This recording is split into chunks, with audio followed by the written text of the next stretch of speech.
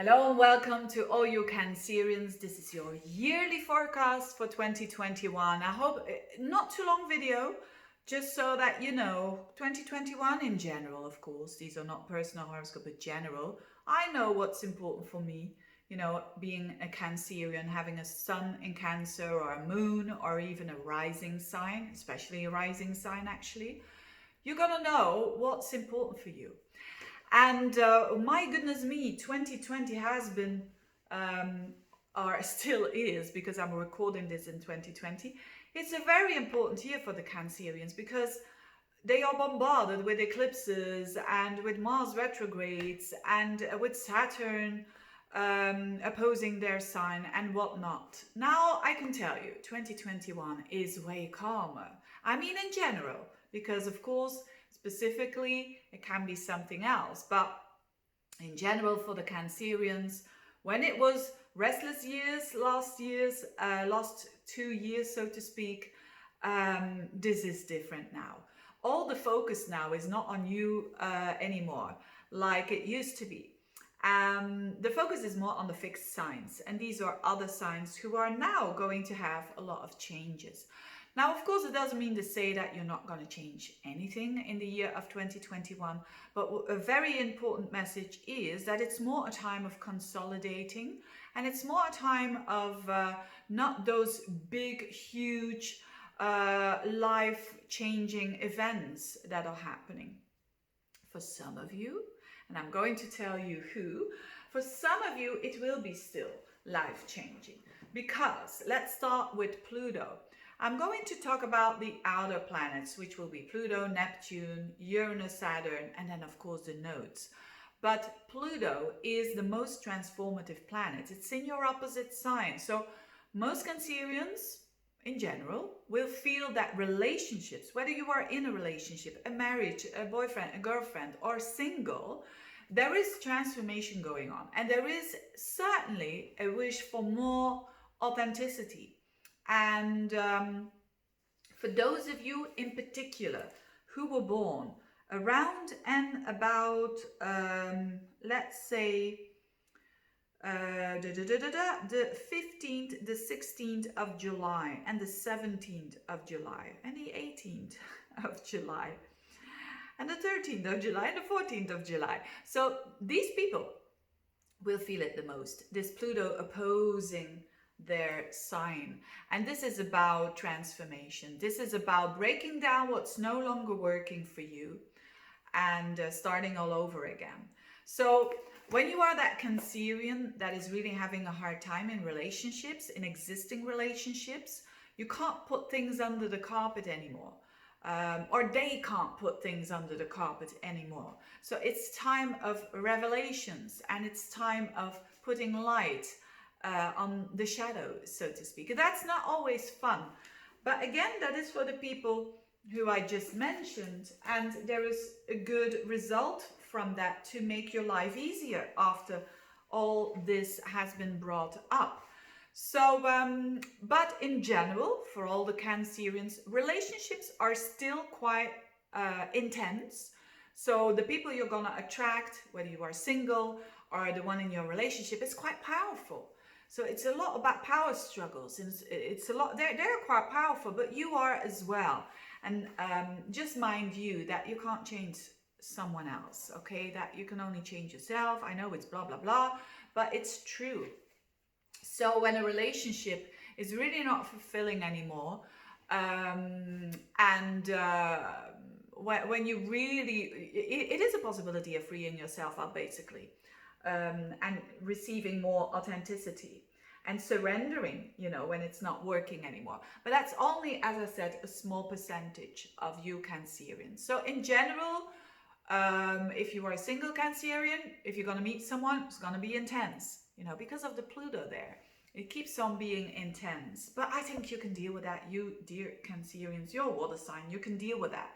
And you've got Neptune still in your 9th house in Pisces, trining your energy. So that means that your vision, your view upon life is broadening. I think that's a good thing. when we are very narrow and narrow-minded and narrow-focused, sometimes we are restricting ourselves so much that we don't have spontaneity anymore. So with Neptune there in your ninth house, it's very good. It's nice to relax whilst you're traveling or studying or learning something new or doing something cultural. So this is still all on the horizon. Another thing that a lot of astrologers are going to talk about is the Saturn-Uranus square. Now for you, it's not that important. It's not that important.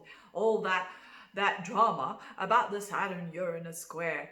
I'm just, because it's not in key areas of your life, but it can be a bit of annoying energy. I'll explain. Saturn is about the old, Uranus is about the new. So when it comes together in a square, it means something wants to shift, but it's not going very smoothly. And the thing that you want to shift is definitely your goals for the future. You've got Uranus in the 11th house. The 11th house is a future-oriented house. It's the house of your goals. When you work for your own, so when you have your own business, it can mean your finances that you get out of your business as well. It's going to be Uranian, which means a bit like peak and then hopefully lots of peaks, but it's a bit like this. And it's also the house of friends. So anything that has to do with your income when you have your own company, it's a bit like this. When you have goals for the future, make sure that they are innovative, that they are new, that they are out of the ordinary. Then you will have the most success. Friends, very exciting friends. With Uranus there in your 11th house, it is unusual friends. Friends who are not very classical. So it's not the friends that you gonna attract. If you're gonna attract new friends, for instance, they're not gonna be, the classical friends who are married, having 2 kids, having a Labrador, having, all that kind of stuff. No, they're gonna be a bit different, so to speak. Not bad, but a bit unusual, and that reflects your desire for having a bit of excitement in your life as well. So there could be a lot of exciting activities with friends. There could be a lot of new goals that you want to develop, but it does clash with Saturn in your 8th house. So the thing that can clash is money, basically.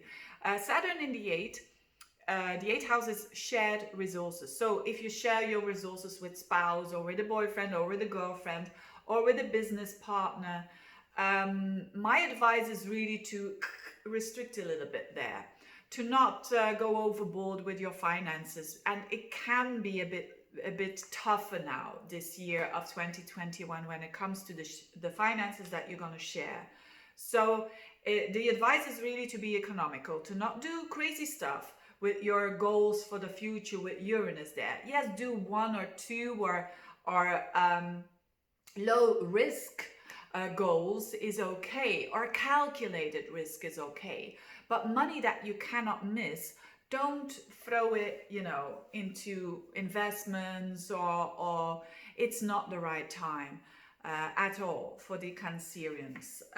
So be very classical and very conservative with your money. That's basically the clash that is happening. You want so many goals, or you want very new and innovative goals, but you have that restriction there when it comes to money. But that is the best for you. You can have both. You can have the enjoyment of new goals, but you just have to be a bit clever there, a bit economical, and then you will be fine.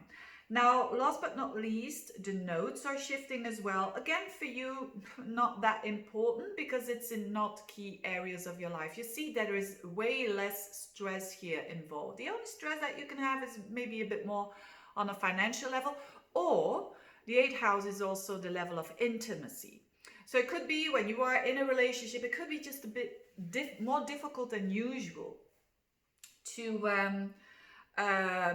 show who you really are, or it could be a bit more difficult for your partner to show who they really are because they feel a bit like tense there. Could be like that. Or the income of your spouse or of your girlfriend, boyfriend is going down, and that can give you a bit of stress there. Also on a level of connecting, you know, the eighth house is a house of intimacy. So it's not just about sexuality, it's way more. It's way deeper. It's about connecting on a very deep level, on a soul to soul level. And that can be a bit difficult for you now in relationships. But whatever it is, try to understand that you can only do what you can do. Remember, there is transformational energy going on in your relationships. And yes, also try to do the best that you can to those goals that you're having for the future, even though they might sound a little bit crazy or a little bit out of the ordinary because of Uranus, that you can relate to like-minded people. So friends are going to be very important for you during the year of 2021, for support, that is. But other than that, I think it's really nice energy. You're going to have the North Node in the 12th house, so that means a more possibility to relax.